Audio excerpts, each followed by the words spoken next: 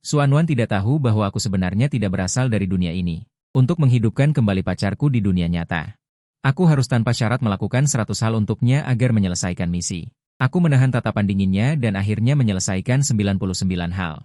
Hingga tersisa satu hal terakhir, dia menyerahkan sebuah dokumen kepadaku. Karena kau rela melakukan apa saja, maka ini pasti juga akan kau relakan. Di atas dokumen itu tertulis huruf-huruf merah menyala yang sangat jelas, perjanjian donasi jantung sukarela. Aku menunduk dan menatap mata Xuanwan yang sedingin es. Hanyu membutuhkan operasi bypass jantung. Hanya jantungmu yang cocok dengannya.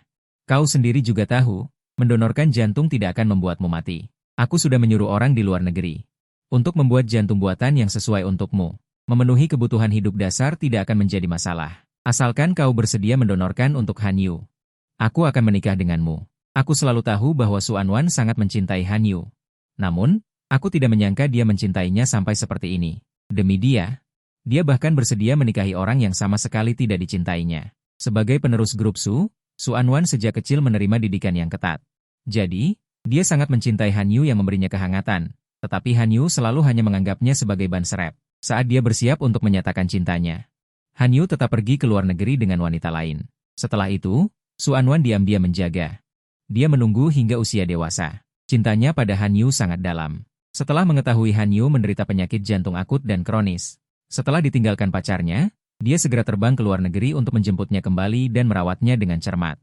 Terlebih lagi, dia hampir menjelajahi seluruh dunia untuk mencari jantung yang cocok untuknya. Tapi aku tidak menyangka, dia akan datang kepadaku.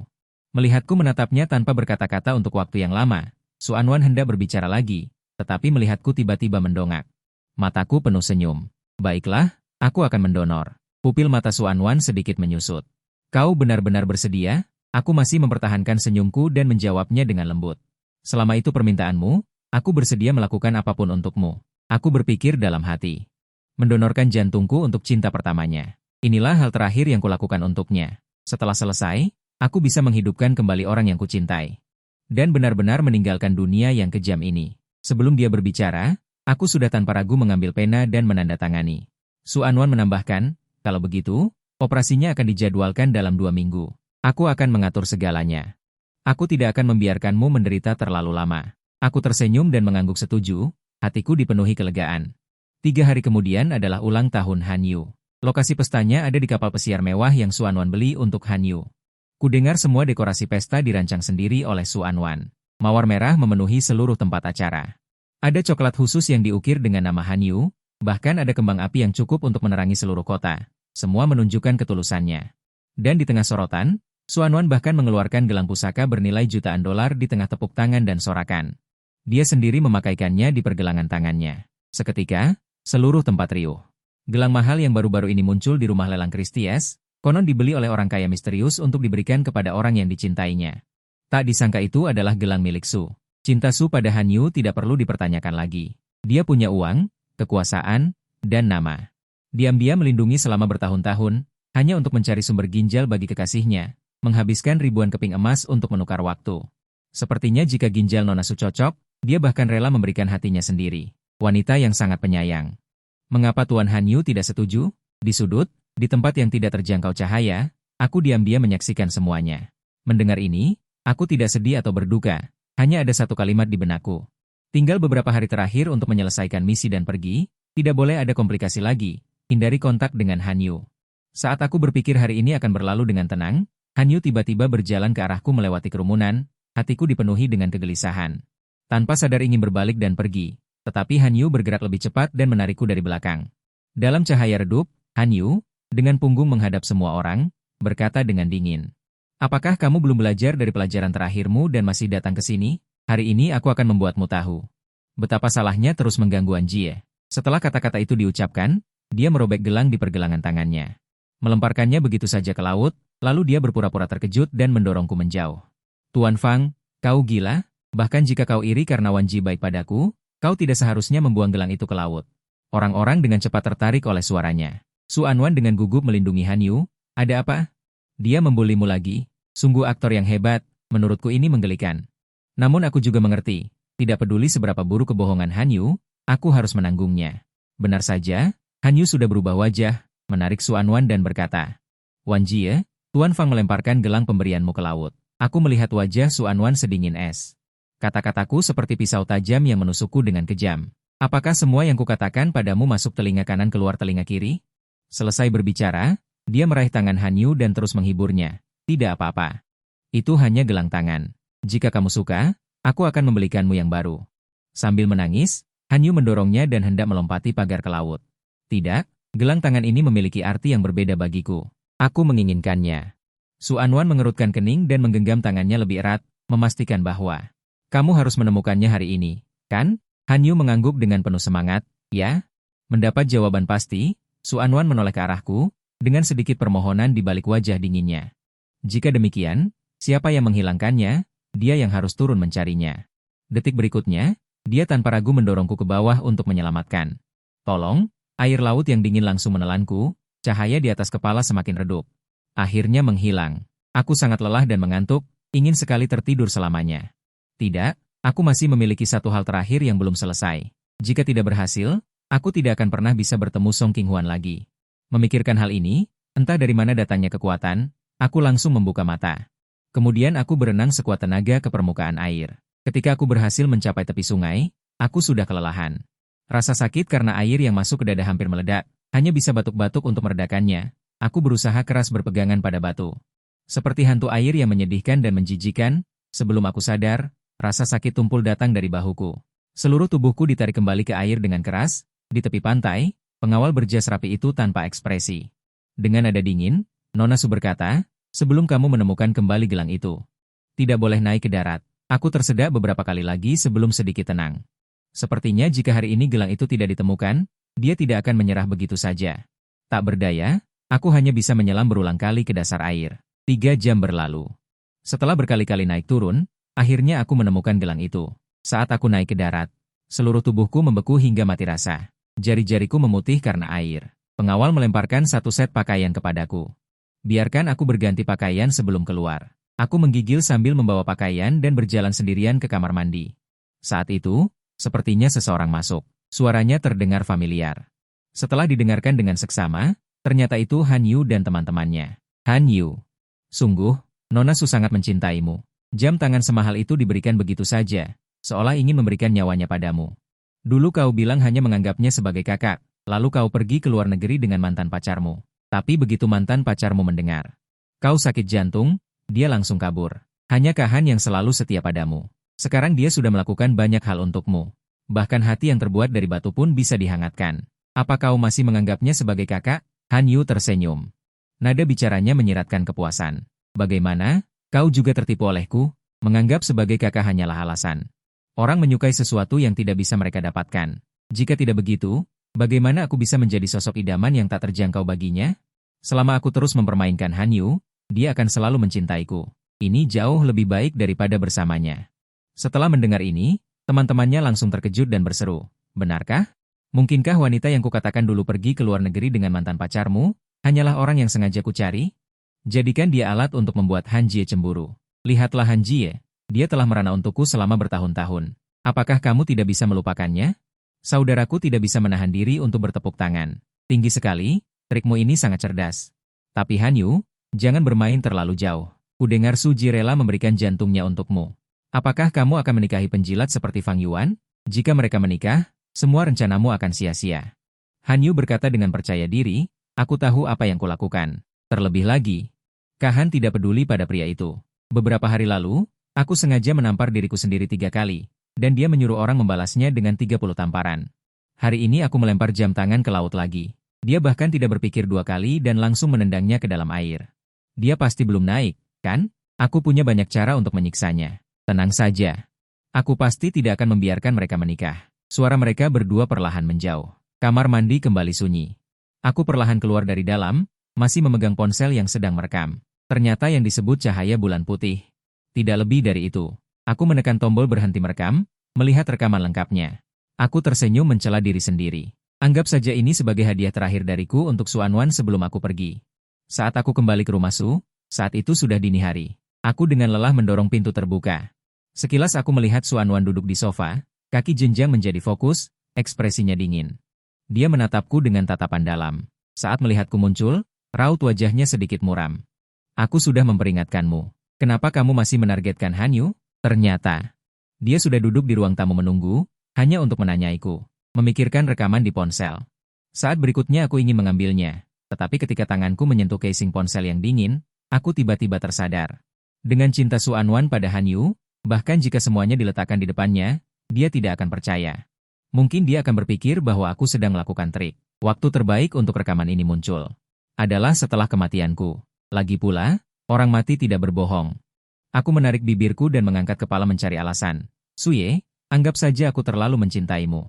Jadi aku terlalu cemburu padanya, makanya aku melakukan hal-hal ini, kan? Setelah berbicara, aku berjalan ke arahku tanpa menoleh ke belakang, hanya menyisakan Su Anwan yang sedikit terkejut, menatap punggungku dalam diam. Hari ini adalah hari ulang tahun Song Shuking, kekasihku. Pagi-pagi sekali, Su Anwan pergi keluar. Bagiku, ini adalah kesempatan yang baik. Tepat pada waktunya untuk merayakan ulang tahun Song Shuking tanpa khawatir. Dulu, setiap kali dia berulang tahun, aku secara pribadi membuat kue, memilih hadiah untuknya, dan kami berdua bersenang-senang bersama.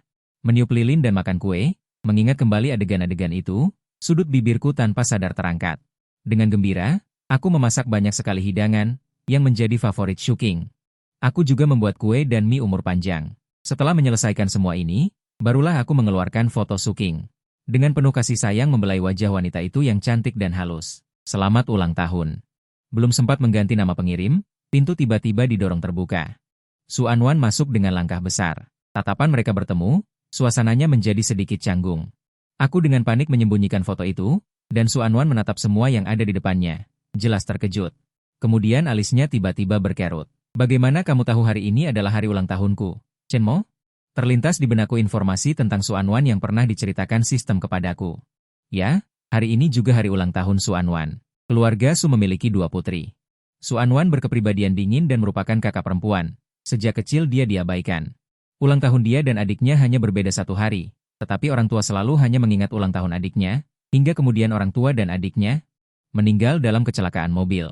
Bahkan sebelum meninggal, jenazah mereka berdua erat melindungi adiknya. Sejak saat itu, dia tidak pernah lagi merayakan ulang tahunnya. Bahkan Hanyu yang sedekat teman masa kecilnya juga tidak mengingat hari ulang tahunnya. Jadi saat ini, Su Anwan menghadapi semua ini. Jelas sedikit bingung. Aku tidak tahu harus berkata apa, tentu saja tidak bisa mengatakan yang sebenarnya. Bahwa aku sama sekali tidak di sini untuk merayakan ulang tahunnya, jadi aku hanya bisa diam. Namun, di mata Su Anwan, dia hanya mengira aku menyetujuinya. Dia selangkah demi selangkah berjalan ke sisi meja makan. Rambut hitam legamnya yang seperti air terjun sedikit bergerak. Biasanya dingin dan tidak berperasaan, saat ini ekspresinya tanpa sadar menunjukkan sedikit emosi yang berbeda. Para pelayan di belakangnya, yang kuat dan sibuk, menimpali, Nyonya Su. Untuk mempersiapkan kejutan bagi Anda, ini adalah sesuatu yang dikerjakan Tuan Fang sepanjang hari. Semuanya dia sendiri yang membuatnya, tidak ada yang membantu. Kulihat dia hampir membakar tangannya. Pelayan Zhang Ma dan aku memiliki hubungan yang baik. Selama bertahun-tahun aku tinggal di keluarga Su, aku selalu memperlakukan Zhang Ma dengan baik. Aku juga sering membantunya melakukan pekerjaan, jadi seringkali dia akan membantu berbicara. Saat ini, untuk menjodohkan keduanya, tentu saja dia membantuku. Setelah mengucapkan semua kata-kata manis, Su Anwan tampak linglung sesaat, sebelum akhirnya sadar kembali. Dengan dingin berkata, jangan diulangi. Jangan lakukan ini lagi untukku di masa depan. Meskipun begitu, dia tetap duduk dan mengambil mie panjang umur yang ada di sampingnya. Dia ingat ketika dia masih kecil, dia selalu iri pada ibunya yang membuatkan mie panjang umur untuk adiknya. Namun sampai dia meninggal, dia tidak pernah bisa mencicipinya sekalipun. Sekarang, pertama kalinya dia makan. Itu adalah buatanku sendiri. Melihatnya salah paham sepenuhnya, aku tidak berdaya. Aku hanya bisa melanjutkan kesalahan ini dan menemaninya menghabiskan semangkuk mie panjang umur itu. Tiba-tiba, dia kemudian mengambil pisau makan untuk memotong kue. Tunggu, aku buru-buru menghentikannya. Sambil mengambil lilin dari samping. Belum meniup lilin dan membuat permohonan. Su Anwan sedikit terkejut. Jari-jarinya yang ramping sedikit gemetar, lalu menariknya kembali. Dia tidak pernah merayakan ulang tahun. Bahkan lupa kalau sebelum makan kue, harus meniup lilin dan membuat permohonan terlebih dahulu. Setelah lilin dinyalakan, aku mendorongnya untuk membuat permohonan. Dia berkata dengan dingin, merepotkan. Akhirnya, dia tetap membuat permohonan dengan suara pelan. Semoga operasi Hanyu berhasil, bahagia selalu. Setelah kata-kata itu terucap, pandangannya tanpa sadar tertuju pada wajahku di samping. Melihat cahaya di mataku yang meredup, hatiku tanpa sadar menjadi kacau. Dia mengerutkan kening dan tanpa sadar menambahkan sebuah kalimat. Semoga operasimu juga berhasil, aman dan lancar. Bagian ulang tahun sampai di sini sudah hampir selesai. Dia bangkit dan berniat untuk pergi. Tetapi justru pada saat ini, lampu gantung di atas kepala tiba-tiba jatuh tanpa peringatan. Saat lampu gantung itu jatuh ke arah Xuanwan, aku terkejut. Jika target misi mati, maka misiku akan langsung gagal. Tanpa berpikir panjang, aku terbang ke arah Xuanwan. Hati-hati, pecahan lampu berjatuhan seperti meteor. Ruang tamu langsung berubah menjadi fantastis dan mempesona. Dalam cahaya yang menyilaukan ini, aku limbung dan jatuh. Sebelum benar-benar kehilangan kesadaran, aku sepertinya melihat Xuanwan berlari ke arahku dengan hampir histeris. Mungkin karena lampu yang jatuh membuatnya tidak sadar. Bagaimana mungkin dia melihat Xuanwan menunjukkan ekspresi khawatir padaku? Dalam keadaan linglung, aku tidak tahu berapa lama aku tertidur. Ketika aku bangun lagi, aku sudah berada di rumah sakit. Di samping tempat tidur, Xuanwan menjagaku. Saat melihatku bangun, seolah ada lapisan dingin yang menyelimutinya. Kenapa kamu lari ke sini? Apa kamu tidak sayang nyawa? Kepalaku masih pusing, tapi aku tahu dalam hati, aku tidak bisa mengatakan yang sebenarnya padanya. Jika dia tertimpa dan mati, bagaimana aku bisa menyelesaikan tugasku? Bagaimana aku bisa membangkitkan kembali Song Chuking? Aku menatapnya dengan tatapan membara, karena aku mencintaimu. Karena mencintainya, aku lebih baik terluka sendiri. Karena mencintainya, aku rela mendonorkan jantungku sendiri. Karena mencintainya, tidak peduli apapun yang kulakukan untuknya, Xuanwan sudah tidak ingat. Ini sudah keberapa kalinya aku mendengar pengakuan cintaku yang begitu dalam. Sepertinya, tidak pernah ada seorang pun yang selalu menempatkannya di urutan pertama dengan begitu teguh. Mengingat kembali saat-saat aku hadir di sisinya, aku telah melakukan terlalu banyak untuknya. Saat dia mabuk dan kehilangan kendali, aku menjaganya di sisi tempat tidur, merawatnya sepanjang malam, dimanapun dia berada. Hanya dengan satu panggilan telepon, aku pasti akan segera datang, meskipun dia telah menyakitiku berkali-kali demi Han Yu. Aku bahkan tidak pernah peduli seberapa dalam dan kuat cinta yang bisa membuatku melakukan ini. Hati Xuanwan bergetar hebat, tepat saat dia hendak mengatakan sesuatu, pintu tiba-tiba dibuka dengan tergesa-gesa. Nona Su, gawat, Kak Han Yu mencoba bunuh diri. Ekspresinya langsung berubah tegang, dan dia segera berdiri dari bangku. Apa katamu? Orang itu segera menjelaskan, dia sudah dibawa ke rumah sakit, tapi sekarang kehilangan banyak darah. Perlu transfusi darah segera, stok darah menipis. Bukankah golongan darah Fang Yuan sama dengan Han Yu? Cepat suruh dia donor darah. Ini pertama kalinya dia menunjukkan keraguan antara Han Yu dan aku. Alisnya berkerut, dengan sedikit keengganan tersembunyi dalam persimpangan. Tidak ada cara lain, kan? Dia juga baru saja terluka. Semua orang terkejut, tidak menyangka bahwa Xuanwan, yang selalu mengutamakan Han Yu, akan memiliki momen keraguan ini. Beberapa orang saling bertukar pandang, sulit dipercaya. Apa yang kau katakan? Fang Yuan hanyalah penjilat. Kau masih mengkhawatirkannya? Ekspresi Xuanwan semakin muram, dan dia hendak membuka mulut ketika aku sudah membuka selimut dan bergegas turun dari tempat tidur. Sambil mengenakan jaket, aku berjalan keluar. Ayo pergi, aku bisa menyumbangkan darah. Saat ini, nyawa Han Yu tentu saja lebih penting daripada diriku. Lagi pula, jika dia mati, tugasku tidak akan selesai. Aku tidak merasa sedih. Hanya saja aku baru saja terluka, saat berjalan terasa pusing. Aku harus berpegangan pada dinding untuk bisa berdiri dengan susah payah, melihat punggungku yang terhuyung menjauh. Hati Xuanwan tiba-tiba terasa sedikit sakit. Ini adalah pertama kalinya dia merasakan sakit hati karena aku. Dia merasa ini sangat tidak masuk akal. Jelas, orang yang paling penting di hatinya adalah Han Yu, tapi dia justru merasa sakit hati karena pria lain. Mungkin ini rasa bersalah. Dia hanya merasa bersalah padaku. Lagi pula, aku baru saja menyelamatkan nyawanya. Wajar jika dia merasa kasihan padaku. Xuanwan berulang kali mengatakan pada dirinya sendiri dalam hati. Baru kemudian dia mengikutiku ke ruang donor darah. Suhu AC di ruang donor darah sangat rendah. Aku hanya mengenakan jaket tipis. Tubuhnya tanpa sadar gemetar. Di sampingnya, Xuanwan memperhatikan perawat itu. Gerakan yang tidak terlalu lembut, alisnya tanpa sadar semakin berkerut. Cukup? Berapa banyak lagi yang harus diambil? Apakah terlalu banyak? Aku mengangkat kepalaku. Dengan serius berkata, jangan khawatir, dokter tahu batasan mereka. Tidak akan mempengaruhi beberapa hari lagi, berbaringlah dengan baik dan istirahat, jangan berolahraga berat. Aku bangkit dan berterima kasih, lalu dengan wajah pucat bangkit dan membungkuk pada Xuanwan. Aku lelah, ingin kembali ke kamar rumah sakit untuk beristirahat. Kau saja yang menjaga Tuan Han. Setelah mengatakan ini, aku bahkan tidak menunggu jawaban Xuanwan, dan memegangi lenganku. Berulang kali aku berjalan keluar pintu. Entah kenapa, hati Xuanwan terasa tidak enak. Dia tidak bisa menjelaskan emosi macam apa itu, hanya tahu dadanya terasa seperti tertekan batu. Sesak, membuatnya agak sulit bernapas. Beberapa hari berikutnya, aku dirawat di rumah sakit. Kebetulan aku juga akan segera dioperasi, jadi lebih mudah di rumah sakit. Sesekali perawat datang untuk memeriksaku. Aku juga bisa mendengar beberapa gosip tentang Su Anwan dan Han Yu. Kamu tahu pasien di kamar VIP itu? Mewah sekali. Maksudmu Tuan Han? Seluruh rumah sakit juga tahu. Direktur Su dari grup Su sangat mencintainya. Tidak hanya mengundang kepala rumah sakit untuk memeriksanya secara pribadi, tetapi juga memesan seluruh lantai kamar VIP yang hanya ditempati olehnya seorang. Ya, terakhir kali saya mengantarkan obat, saya melihat sendiri orang yang biasanya dingin di depan umum itu.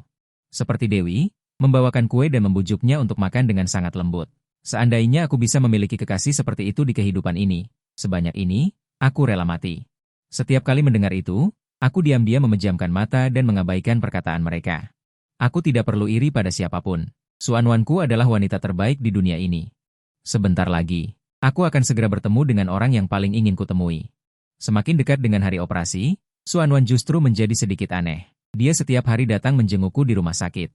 Bahkan dia juga membawakan makanan kesukaanku. Mungkin dia takut aku merasa bosan padanya. Jadi, beberapa hari terakhir ini dia sangat memperhatikanku. Sebenarnya, dia tidak perlu melakukan itu. Aku lebih mementingkan operasi ini daripada dia. Aku sudah terlalu lama berbaring di ranjang ini. Aku tidak bisa menahan diri untuk turun dan berjalan-jalan. Saat tiba di tikungan tangga, terdengar suara beberapa orang bertengkar. Aku tidak tertarik dengan privasi orang lain. Saat hendak pergi, aku samar-samar mendengar namaku. Ternyata Su Anwan dan beberapa temannya sedang berdebat karena masalah Han Yu. Wan Jie, apa yang sebenarnya kau pikirkan? Bukankah kau selalu paling mencintai Han Yu? Sekarang dia sudah mengancam bunuh diri agar kau tidak menikah denganku. Kenapa kau masih ragu-ragu dan tidak mau setuju? Setelah lama terdiam, suara Su Anwan yang dingin dan ringan baru perlahan terdengar, jika aku tidak menikah dengannya, apa yang akan kamu lakukan jika kamu tidak mau mendonor? Yang lain segera menghela napas lega, mencibir, tenang saja. Selama bertahun-tahun ini, kami semua melihat betapa kamu mencintainya. Bahkan jika kamu tidak menikah dengannya, dia akan tetap mendonor. Dan dengan begitu, kamu tidak perlu mengorbankan kebahagiaanmu sendiri. Dan ada kemungkinan dengan Han Yu. Bukankah kamu selalu menyukai Han Yu? Aku jelas melihat dalam beberapa hari ini, cara dia menatapmu berbeda. Kamu sangat penuh kasih sayang. Siapa yang bisa menahan? Meskipun Han Yu tidak mau mengakuinya, dia pasti sudah jatuh cinta padamu. Mereka mengoceh untuk waktu yang lama. Namun, Su Anwan masih tidak mengalah. Melihat dia terdiam, akhirnya menyadari sesuatu. Dengan tidak percaya berkata, Wan Jie, apa yang sebenarnya kamu ragukan? Sial, jangan-jangan kamu benar-benar menyukai Fang Yuan? Kalimat ini, sepertinya akhirnya membuat Su Anwan sadar kembali. Ekspresinya berubah beberapa kali. Nadanya sangat dingin. Menyukai? Seumur hidupku aku tidak mungkin menyukainya, pikirku mencemooh diri sendiri di lorong. Tanpa berhenti lagi, aku langsung berbalik dan pergi. Tidak lama setelah kembali ke kamar rawat, Su Anwan segera muncul di hadapanku, mungkin dia datang karena topik yang diperdebatkan beberapa orang tadi. Tak terduga, setelah duduk, dia langsung to depan. Kau sudah tahu tentang Han Yu yang mencoba bunuh diri dengan menyayat pergelangan tangannya. Dia tidak ingin aku mengorbankan kebahagiaanku untuk menukar harapan hidupnya. Jadi, bagaimanapun caranya, dia tidak mau menerima jantungmu dengan cara seperti ini. Maaf, aku harus menarik kembali janjiku untuk menikahimu. Aku bisa memberimu kesempatan untuk membuat satu permohonan. Kecuali pernikahan, apapun boleh. Aku teringat hari itu, Han Yu pernah berkata padaku, dia tidak akan pernah membiarkanku mendapatkan apa yang kuinginkan dan menikahi Su Anwan. Seketika aku mengerti segalanya. Ternyata, inilah cara dia menghalangi. Aku mengangkat kepala dan menatap Su Anwan lagi. Hatiku hanya terasa hambar. Permohonanku adalah, percepat operasinya. Jawabanku membuat Su Anwan sangat terkejut. Setelah lama terdiam, dia akhirnya sadar. Ini permohonanmu? Satu-satunya keinginanmu adalah mempercepat operasi? Aku mengangguk, tanpa keraguan sedikit pun di mataku. Ya, aku ingin kau segera melihat Tuan Han yang berangsur-angsur pulih. Dan aku juga bisa melihat Su Anwan yang berangsur-angsur pulih, kita semua mendapatkan apa yang kita butuhkan. Mendapatkan apa yang diinginkan. Melihat tatapanku pada Bibi Han, Su Anwan benar-benar kehilangan arah. Dia sudah membayangkan 100 reaksi setelah aku membatalkan pernikahan, tetapi tidak ada satupun yang seperti ini. Jika aku memohon padanya sambil menangis, atau mengajukan permintaan yang berlebihan, dia akan merasa jauh lebih baik daripada sekarang. Alisnya berkerut, setelah beberapa lama dia akhirnya bertanya, sebenarnya, kenapa kamu begitu mencintaiku? Kontak mata terjadi, dia menembus pupil mataku yang dalam, seolah melihat dirinya sendiri. Orang yang paling dia cintai dulu. Aku tersenyum, dengan alasan yang tegas. Aku datang ke dunia ini hanya untukmu, Kata-kata ini adalah kebenaran. Arti keberadaanku di dunia ini adalah dia, tapi Xuanwan hanya menganggapku sedang menyatakan cinta. Sorot matanya sedikit berkedip, setelah sekian lama baru berkata, setelah operasi donor jantung selesai. Siapkan kejutan untukmu, anggap saja itu sebagai kompensasi untukmu. Aku tersenyum kecil. Kemudian mengambil sebuah kotak dari sisi tempat tidur dan menyerahkannya padanya. Kebetulan sekali. Aku juga menyiapkan kejutan untukmu. Xuanwan berbenah dan baru saja akan membukanya. Aku mengulurkan tangan untuk menghentikannya. Buka setelah operasiku selesai. Xuanwan tidak mengerti. Kenapa? Karena hanya pada hari itu akan terasa lebih mengejutkan. Di dalam kotak hadiah hanya ada seekor bangau kertas. Persis seperti percakapan Han Yu dan teman-temannya terakhir kali. Inilah hadiah yang kuberikan padanya. Sebagai balasan atas 30 tamparan itu, dan juga 3 jam penuh aku terombang-ambing di laut. Aku tidak mendengar nada suara dalam perkataannya. Operasi sudah dekat. Aku juga tidak ingin berdebat dengannya hanya karena masalah kecil ini. Dia menggenggam erat kotak itu dan mengangguk pada hari operasi. Aku mengenakan baju operasi putih dan didorong oleh perawat ke ruang operasi saat berpisah. Dia berdiri di koridor, melihat sosokku pergi, jantungnya tiba-tiba berdenyut sangat kencang.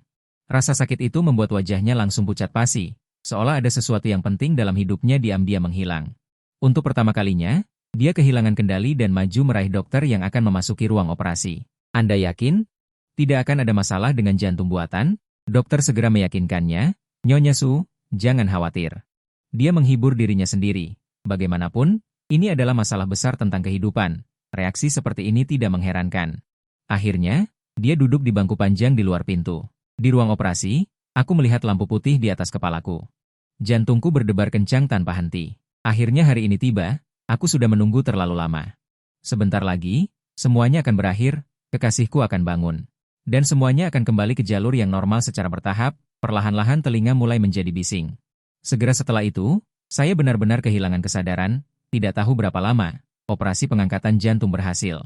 Dan di telingaku akhirnya terdengar suara yang familiar. Selamat misi Inang selesai, kekasih berhasil dihidupkan kembali. Inang juga akan segera meninggalkan dunia, detik berikutnya di ruang operasi. Monitor EKG mendekati alarm berbunyi, suara alarm rendah dan menusuk berteriak panik, Xuanwan yang menunggu di luar ruang operasi tiba-tiba berdiri dari bangku. Perasaan tidak nyaman yang kuat dengan cepat muncul di benaknya, dia mengepalkan kedua tangannya dengan erat. Seluruh tubuhnya mulai bergerak dengan tidak wajar. Ada apa? Apakah terjadi sesuatu padanya? Asisten di samping buru-buru menghibur. Tidak akan terjadi apa-apa. Bukankah dokter mengatakan bahwa operasi ini sudah sangat matang? Tuan Fang tidak akan kenapa-kenapa. Bahkan Xuanwan sendiri merasa terkejut. Ketika tahu ada bahaya di ruang operasi, orang pertama yang dia pikirkan ternyata adalah Fang Yuan. Bukannya Han Yu. Bukankah Han Yu adalah orang yang paling penting di hatinya? Sebenarnya, mengapa ini? Mengapa dia begitu peduli dengan hiburan Fang Yuan? Bahkan melebihi Han Yu? Mustahil. Sangat mustahil. Pasti ada yang salah dengan alam bawah sadarnya. Fang Yuan pasti baik-baik saja. Selama bertahun-tahun, dia telah melakukan hal-hal yang lebih berbahaya dari ini berkali-kali, tetapi dia selalu selamat dengan aman. Kali ini juga pasti sama, pikirnya dalam hati. Hanya saja, bahkan dia sendiri tidak menyadarinya.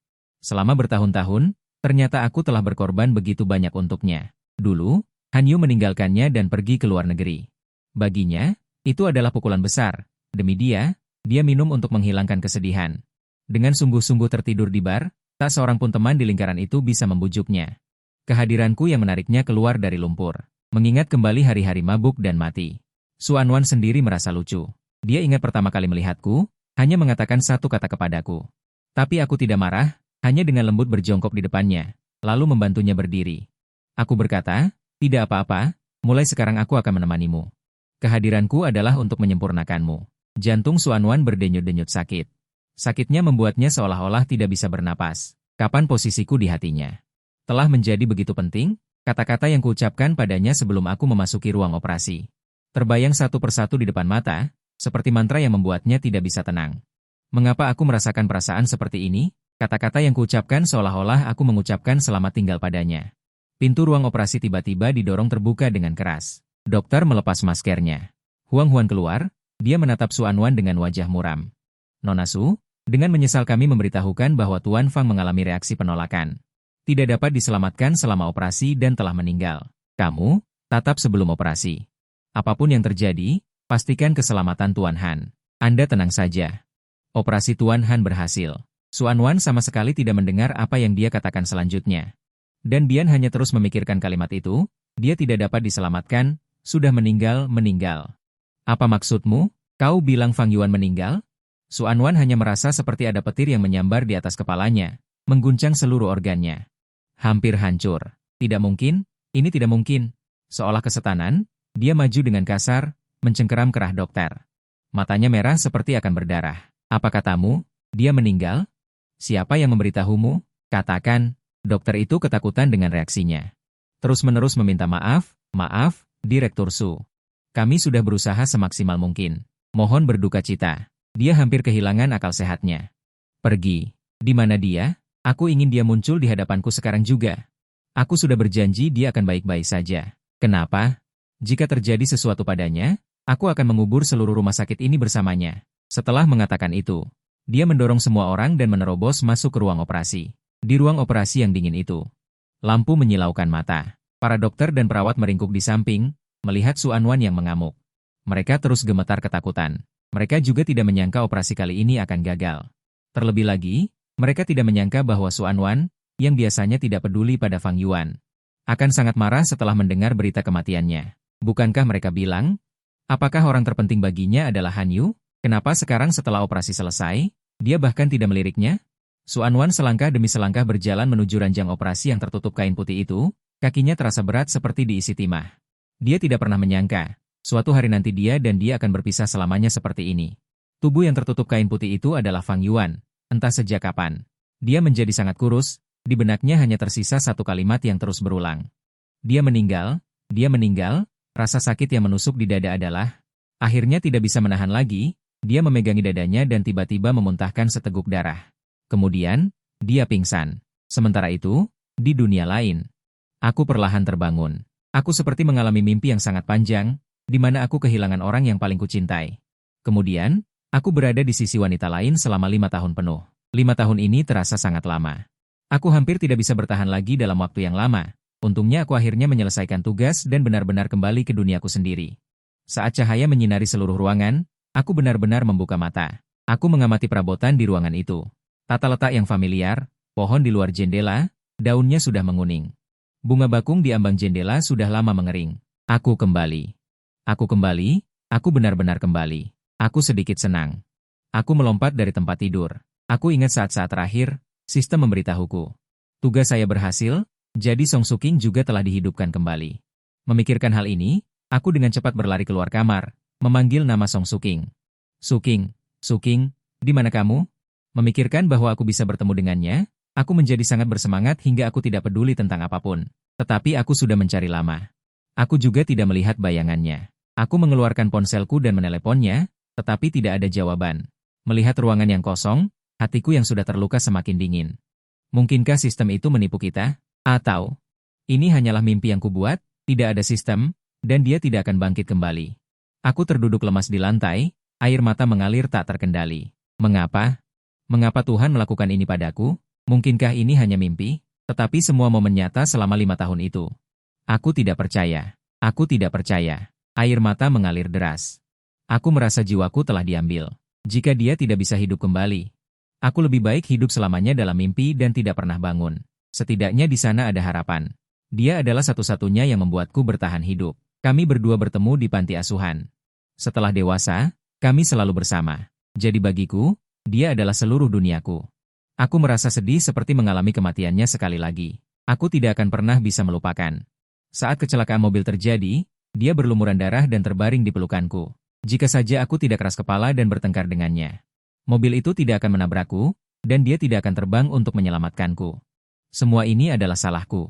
Sakit sekali. Aku terduduk di lantai, menangis tanpa terkendali. Jika dia tidak bisa hidup kembali, mengapa sistem menipuku seperti ini? Apakah ini lucu?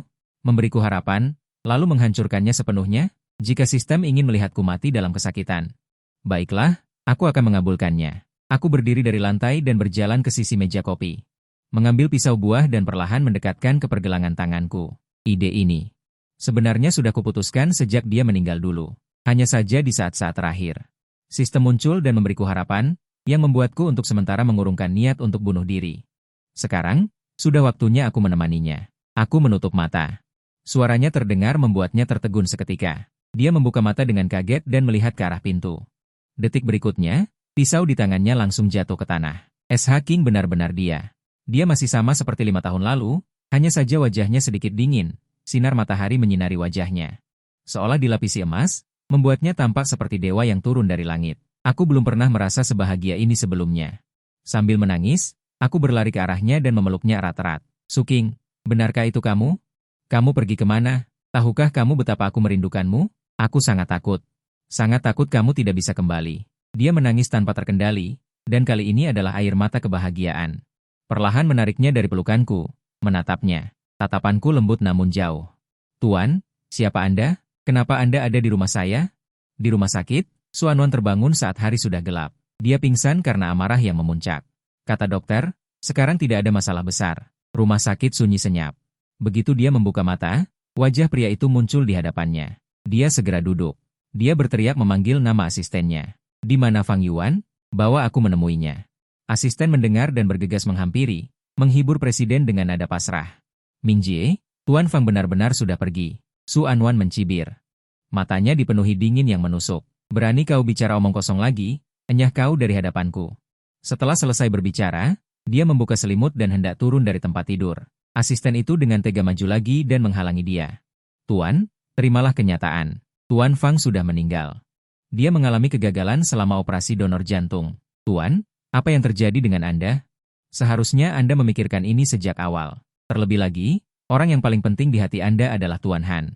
Sekarang dia aman dan sehat, bukankah itu sudah cukup, Xuanwan? Ya, apa yang sedang dia ributkan? Bukankah semua ini?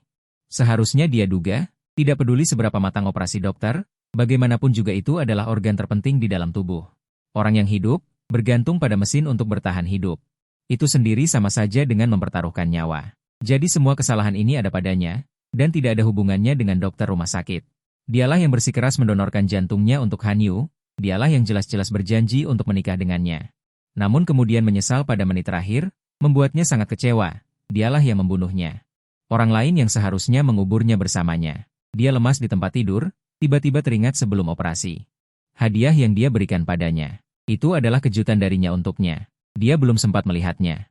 Memikirkan hal ini, dia segera memerintahkan asistennya untuk mengambil kotak itu. Xuanwan tidak sabar untuk membuka kotak itu, tetapi tidak menyangka bahwa hanya ada sebuah perekam suara di dalamnya. Dia gemetar mengambil perekam suara itu. Seluruh tubuhnya gemetar tak terkendali. Mungkinkah di dalamnya ada pesan terakhir yang dia tinggalkan untuknya? Memikirkan suaranya, dia tidak bisa menahan rasa sakit hatinya. Dia melakukan persiapan mental yang lama. Akhirnya menekan tombol putar. Han Yu, Kak Anwan sangat mencintaimu. Jam tangan semahal itu langsung dia berikan begitu saja. Kamu menangis, dia sangat sedih hingga ingin memberikan nyawanya untukmu. Oh ya, dulu kamu bilang hanya menganggapnya sebagai kakak. Kamu pergi ke luar negeri dengan mantan pacarmu. Namun, mantan pacarmu itu kabur begitu mendengar kamu sakit jantung. Hanya Kak Anwan yang tidak meninggalkanmu. Sekarang dia telah melakukan begitu banyak untukmu, bahkan hati yang terbuat dari batu pun akan menjadi hangat. Kamu tidak mungkin masih menganggapnya sebagai kakak perempuan, kan? Bagaimana bisa kamu juga tertipu olehku? Menganggapku sebagai kakak hanyalah alasan, kan? Orang memang menyukai sesuatu yang tidak bisa didapatkan. Jika tidak begitu, bagaimana aku bisa menjadi sosok, cahaya rembulan putih, yang dia idamkan dan tak tergapai? Selama aku terus mempermainkan Wan Jie, dia akan selalu mencintaiku. Ini jauh lebih baik daripada bersamanya. Tentu saja, wanita mana di dunia ini yang bisa menandingi Wan Jie? Wanita itu. Mungkin aku hanyalah alat yang sengaja kau bawa agar Nona Wan cemburu, kan? Lihatlah Nona Wan selama bertahun-tahun ini. Bukankah dia terus merindukanku dan terpuruk karenaku? Tinggi sekali. Trikmu ini terlalu cerdik, tapi Han Yu, jangan sampai kebablasan. Kudengar Wan Jie akan menikahi Fang Yuan si penjilat itu demi jantungmu. Jika mereka menikah, semua rencanamu akan sia-sia. Han Yu berbicara dengan percaya diri. Aku tahu batasnya. Apalagi, Nona Wan tidak peduli pada pria itu. Beberapa hari lalu, aku sengaja menampar diriku sendiri 3 kali. Dia menyuruh orang untuk membalasnya dengan 30 tamparan. Hari ini, aku membuang gelang itu ke laut. Dia bahkan tidak berpikir. Dia menendangnya ke air. Dia belum naik sampai sekarang. Aku punya banyak cara untuk menyiksanya. Tenang, aku pasti tidak akan membiarkan mereka menikah. Suara Han Yu terdengar sangat asing saat ini. Dia mendengarkan rekaman itu berulang-ulang, kedua tangannya mencengkeram erat perekam suara, buku-buku jarinya memutih. Konyol, sangat konyol. Ternyata semua ini adalah konspirasi Han Yu.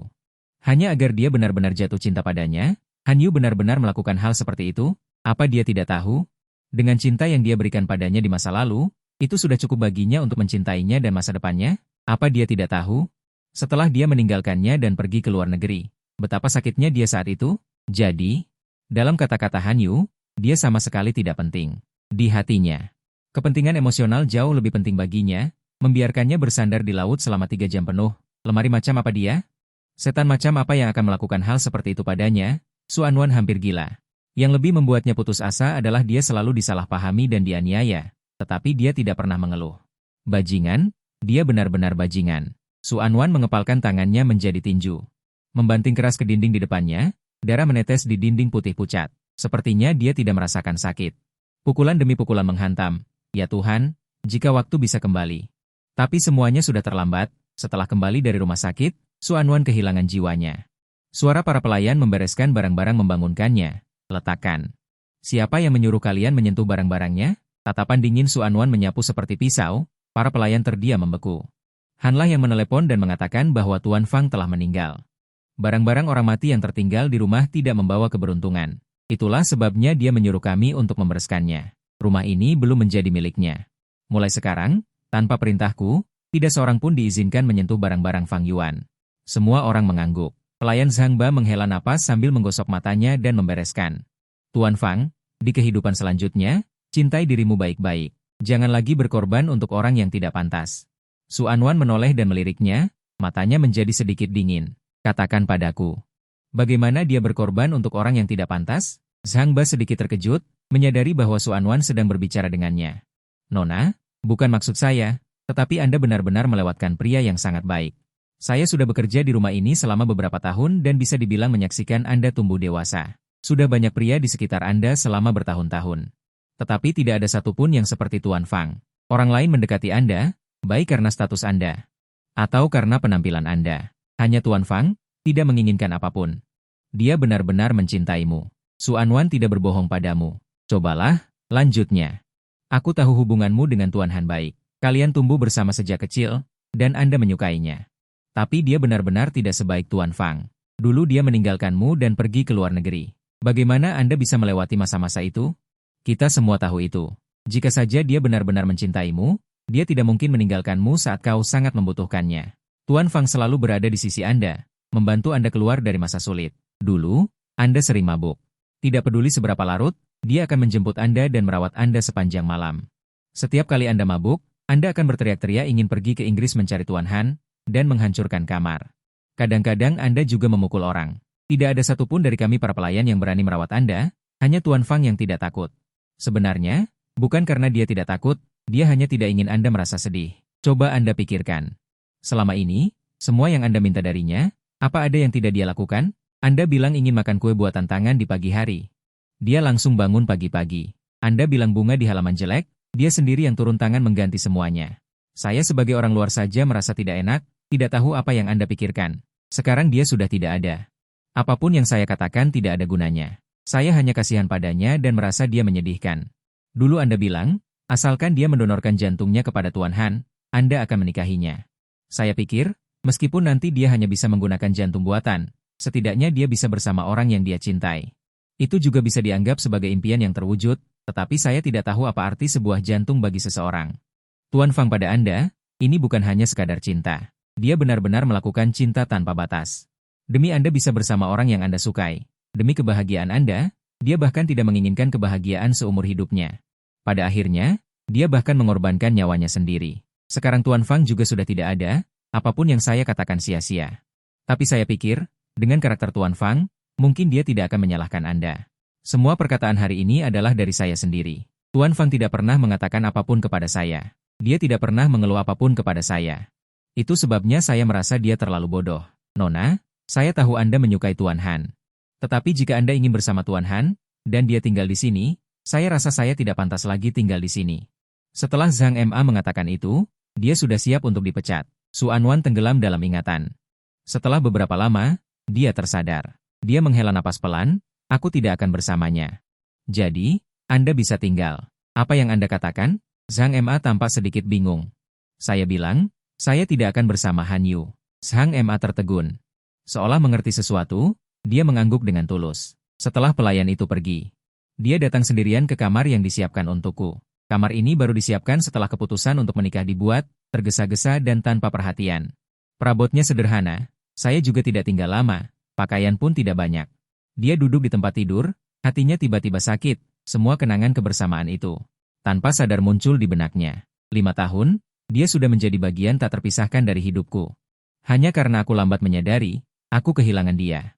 Beberapa hari berikutnya, dia mengurung diri di kamar, tidak menemui siapapun. Bahkan tidak menjawab telepon teman-temannya. Setelah Han Yu selesai operasi, Xuanwan tidak sekalipun menjenguknya. Ini sangat tidak wajar. Dulu, saat dia hanya flu biasa, dia akan cemas dan tidak mau beranjak dari sisinya.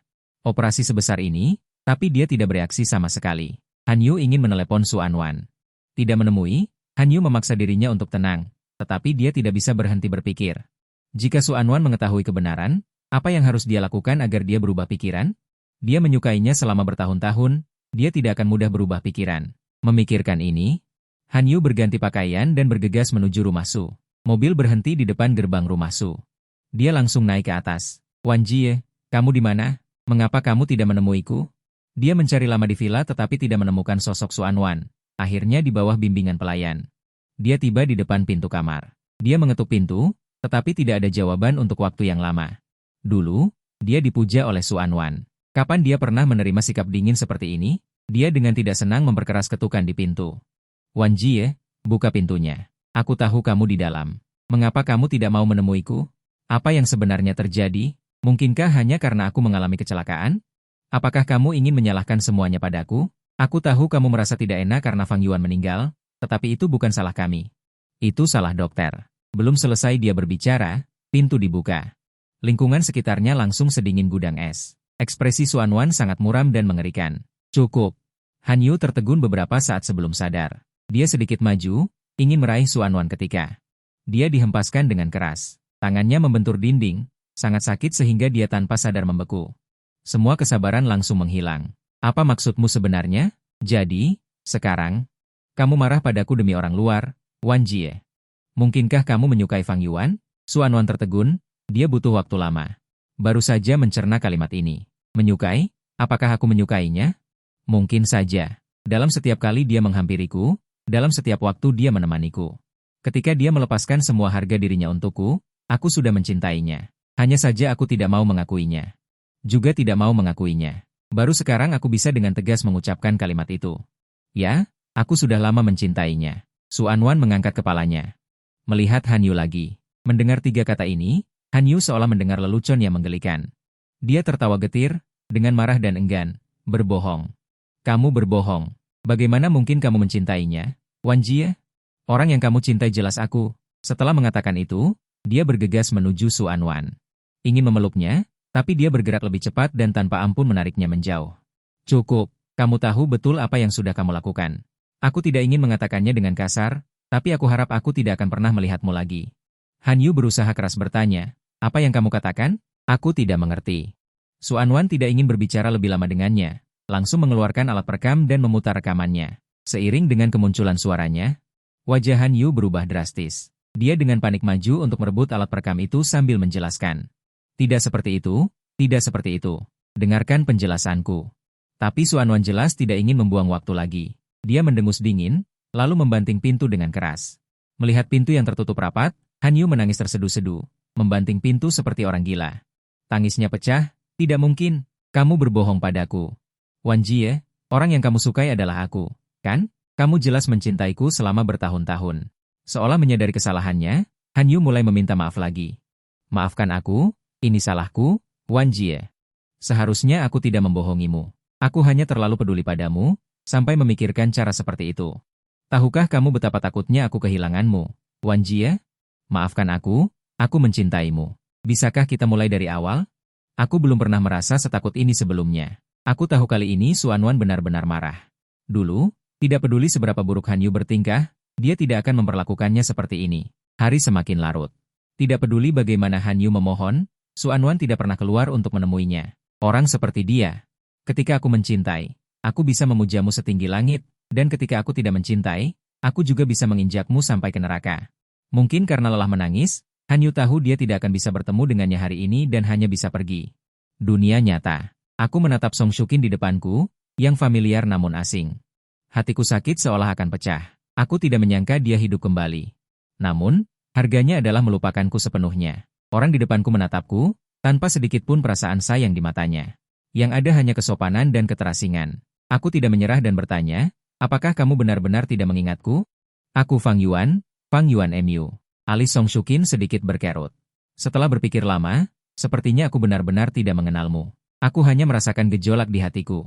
Bagaimana mungkin tidak mengenaliku? Kita sudah saling mengenal sejak kecil, kita adalah satu-satunya keluarga satu sama lain. Berjanji untuk bersama selamanya di masa depan. Aku berdiri dan berjongkok di depannya, dengan bersemangat membantunya mengingat masa lalu. Shukin, coba pikirkan sendiri, kita bertemu di panti asuhan. Saat itu aku baru 10 tahun. Kamu yang melindungiku saat aku diganggu anak-anak lain di panti asuhan. Lalu, dulu aku tidak pernah makan kenyang setiap hari, dan kamu diam-diam memberikan biskuitmu padaku. Kemudian, kami masuk universitas dan mulai bekerja. Selalu hidup bersama. Kami berjanji untuk menikah setelah tahun baru dan selalu bersama selamanya di masa depan. Apakah kamu tidak ingat semua ini? Song Shukin menatap anak laki-laki di depannya dengan mata berkaca-kaca. Entah kenapa, dia hanya merasakan sakit di dadanya. Dia ingin mengingat masa lalu yang aku ceritakan. Tapi tidak peduli seberapa keras dia mencoba, yang ada hanyalah kekosongan. Mungkinkah kita benar-benar saling mengenal? Tapi mengapa dia tidak bisa mengingat apapun? Bahkan tentang kecelakaan mobil yang kuceritakan padanya, dia juga tidak memiliki ingatan sama sekali. Sebenarnya, apa yang terjadi? Melihat dia tidak bisa mengingatnya, aku hanya bisa menyerah untuk sementara waktu. Asalkan dia hidup kembali. Tidak masalah jika dia tidak mengingatku untuk sementara waktu. Hari-hari mendatang masih panjang, aku akan menemaninya. Tidak takut menunggu 5 tahun berikutnya, apalagi aku tahu sifat Song Shukin. Bahkan jika dia tidak mengingatku, dia pasti tidak akan melakukan hal yang menyakitiku. Inilah wanita yang aku cintai. Lembut, rasional, entah kenapa. Tiba-tiba wajah Xuanwan muncul di benakku, aku tidak tahu sekarang. Bagaimana keadaannya? Mungkin dia sudah tahu tentang kematianku. Apa reaksinya? Mungkin dia akan merasa sedikit bersalah, lagi pula aku sudah berada di sisinya. Selama 5 tahun penuh di kamar itu, Xuanwan merasa bahwa seluruh dunia telah kehilangan warnanya. Dia tidak pernah menyangka suatu hari dia akan kehilanganku. Aku tidak menyangka kehilanganku akan membuatnya begitu menderita. Dia merasa seperti akan mati lemas. Dia benar-benar mencintaiku, sudah mencintai begitu dalam. Jika waktu bisa diputar kembali, dia pasti tidak akan membuat pilihan yang sama. Dia akan memperlakukanku dengan baik, menggunakan semua yang dia miliki untuk menebus kesalahannya. Namun sekarang, tidak peduli seberapa besar penyesalannya, itu tidak ada gunanya. Dia ingat aku pernah berkata kepadanya bahwa aku datang ke dunia ini untuknya. Sekarang aku tidak lagi di dunianya, dia bahkan hampir kehilangan arti untuk hidup. Dia melihat keluar jendela. Langit mendung membuatnya ingin melompat dari jendela dan mengakhiri segalanya. Dia sudah tidak makan selama 3 hari, jadi saat ini, kesadarannya agak kabur. Kehidupan sebelumnya mengatakan kepadanya bahwa jika dia melompat dari sini, dia akan bisa bertemu denganku. Dia tanpa sadar membuka jendela, angin dingin membuatnya menggigil, tapi dia seolah tidak merasakannya. Dia berdiri di ambang jendela, dan saat dia memejamkan mata, sebuah suara tiba-tiba muncul di benaknya. Halo, host, sekarang kamu memiliki misi penaklukan. Selama misinya selesai, Anda dapat tinggal di duniaku. Apakah Anda ingin mengikat sistem dan mulai menaklukkan? Sistem, duniaku. Kosakata asing membuatnya langsung sadar. Mungkinkah Fang Yuan tidak mati, tetapi pergi ke dunia lain? Xuanwan segera bertanya, misi apa? Sistem menjawab dengan mekanis. Buat Fang Yuan jatuh cinta padamu dalam waktu 3 bulan. Xuanwan sangat gembira. Dia memang sangat mencintaiku. Bukankah tugas ini mudah? Tuhan benar-benar memberiku kesempatan untuk menebusnya. Maka, Xuanwan setuju tanpa ragu. Baik. Saya bersedia menerima tugas ini. Sistem menambahkan, pengingat ramah. Jika tugas pemilik gagal, dia akan kembali ke dunianya sendiri dan kehilangan semua aset. Selamanya tanpa uang. Xuanwan menandatangani kontrak tanpa berpikir. Jika tidak ada Fang Yuan, apa gunanya kekayaan yang berlimpah sekarang? Apalagi, saya percaya padanya. Dia tidak akan pernah membiarkan saya kalah. Suara sistem terdengar mekanis. Sistem berhasil terikat. Hitung mundur 3 bulan dimulai, Tuan. Semoga Anda berhasil. Kemudian, cahaya menyilaukan menyerang. Xuanwan menutup matanya. Benar-benar kehilangan kesadaran. Ketika dia bangun lagi, dia berada di dunia yang benar-benar asing. Dia tahu inilah dunia tempat Fang Yuan berada seperti yang dikatakan sistem. Semuanya ternyata nyata. Bukan mimpi. Dia dibutakan oleh kegembiraan hingga mengabaikan mengapa dulu. Dia bisa pergi ke dunianya dan bagaimana dia bisa kembali ke dunianya sekarang. Hanya ada satu pikiran di benaknya. Temukan aku, ada efek bonus sistem. Dia segera tiba di bawah rumahku. Memikirkan bahwa dia akan segera bertemu dengan Fang Yuan, Su Anwan merasa sedikit gugup, seperti seorang gadis kecil yang akan bertemu dengan kekasihnya. Wajahnya tanpa sadar terasa sedikit panas. Dia merasa dirinya agak konyol. Kapan? Kenapa jadi sangat hati-hati? Di dunianya sendiri, dia adalah anak emas. Segala sesuatu di dunia ini, selama dia menginginkannya, semuanya bisa dia dapatkan dengan mudah. Sekarang, demi Fang Yuan, dia menjadi sedikit cemas. Dia berdiri di bawah gedung dan menunggu. Karena sistem memberitahunya, ini adalah jalan yang pasti dilalui Su Anwan setiap hari dalam perjalanan pulang. Tidak lama kemudian. Benar saja, Su Anwan melihat sosok yang familiar itu, membawa sekantong buah, berjalan ke arahnya. Baru beberapa hari berlalu, tapi kondisi kesehatanku jauh lebih baik dari sebelumnya. Langkahku ringan saat berjalan. Dengan senyum di bibir, sepertinya suasana hatiku sedang baik, aku berjalan selangkah demi selangkah ke arahnya. Hingga kami berdua berhadapan langsung. Mungkin karena aku tidak memperhatikan jalan, aku langsung menabrak dadanya.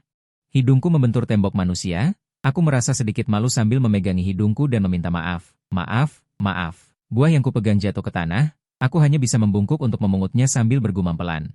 Jangan sampai rusak, ini adalah buah kesukaan Suking. Saat aku mengangkat kepala setelah memungut buah, mata kami bertemu, tanpa sadar aku ingin memelukku. Fang Yuan, benarkah itu kamu? Aku belum sempat bereaksi, seluruh tubuhku sudah ditarik ke dalam pelukannya, aroma jeruk yang familiar tercium di udara. Aku langsung tersadar, hatiku bergejolak hebat, benarkah itu dia? Aku tiba-tiba mendorongnya menjauh, nadaku sedikit tidak senang. Bagaimana bisa kau datang ke sini? Mungkinkah sikapnya padaku sedikit menyakiti Su Anwan yang mengira aku akan senang dengan kedatangannya? Tanpa diduga reaksinya akan seperti ini. Fang Yuan, aku datang mencarimu, apa kau tidak senang? Dia merapikan pakaiannya, nadanya acuh tak acuh. Aku tidak tahu bagaimana kau menemukanku. Tapi aku sudah memulai hidup baru, jadi tolong jangan ganggu aku lagi. Kenapa jadi begini? Kenapa reaksinya seperti itu? Su Anwan sedikit tidak percaya, tapi dengan cepat dia sadar.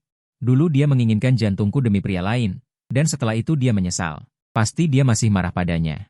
Ya, dia pasti marah. Memikirkan hal ini, dia buru-buru meminta maaf padaku. Maafkan aku, Fang Yuan. Sebelumnya, itu semua salahku. Rekaman yang kamu berikan sudah kudengarkan semua. Hal-hal yang dulu, aku salah paham padamu. Aku datang ke sini. Aku hanya ingin memberitahumu, sebenarnya orang yang aku sukai selama ini adalah kamu. Apakah kamu bersedia memaafkanku? Asalkan kamu memaafkanku, aku akan menggunakan seluruh hidupku untuk menebusnya. Fang Yuan, percayalah padaku, bisakah kita mulai dari awal lagi? Mendengar permintaan maafnya yang begitu tulus.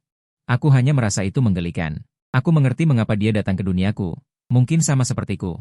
Terikat pada sistem. Meskipun aku tidak tahu apa misinya, aku sekarang tidak memiliki beban pikiran lagi. Hidupku telah dimulai kembali. Su Anwan dan orang-orang serta kejadian di sistem sebelumnya. Semuanya adalah masa lalu.